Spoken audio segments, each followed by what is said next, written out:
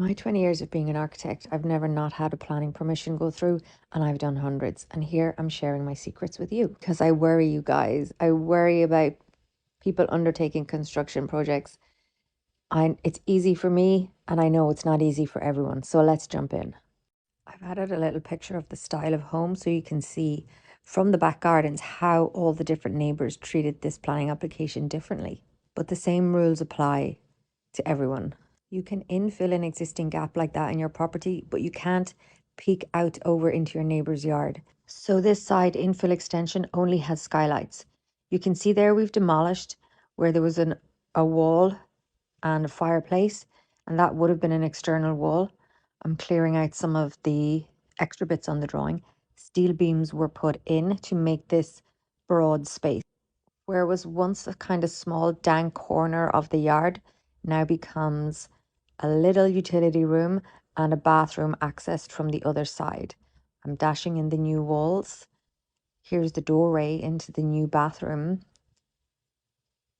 This is the utility with the countertop and shelves. I like to dash little routes through these plans for you so you can more easily understand movement through the home. This new space is dining kitchen. I'm drawing in the dining table here, and now I'm starting on the kitchen cabinetry. Each of those boxes is 600 wide, which is the standard unit of a kitchen cabinet. There's an island with some benches. I'm just writing in kitchen, island, and dining so you can see. Let's add some club chairs to the bay window, and I'm showing you the route through the back garden via the sliding doors. You'll see me drawing in red the skylights above just so you can see them here. And that wall there to the right of my hand, that was just a single brick fence wall, would have been thickened out with insulation and a cavity so that it becomes an internal wall of the house. There I was drawing the living room and the formal living room. So really this floor plan is working very well. So we're moving to the first floor now, the upstairs. So as I mentioned, you cannot overlook into your neighbours, so only roof lights can be in that space. This client chose a zinc roof, so it has those lines on it. Now I'm going to show you what we did with the stairs. This balustrade was taken away and a landing was put in. So we can still access that bedroom, but you can double onto the stairs to get into the attic space. Now, there is a trick. There are height limitations or requirements in London and Dublin. So these attic spaces sometimes can be tricky to get the required head height in.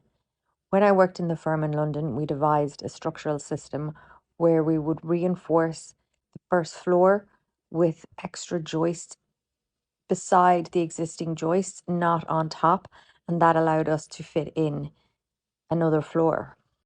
That second floor or first floor ceiling would need to be reinforced. It was only designed to hold up the roof and not to take a person's weight. So yeah, it needs to be reinforced. You can see I've drawn in the side extension as well and the little sliding doors.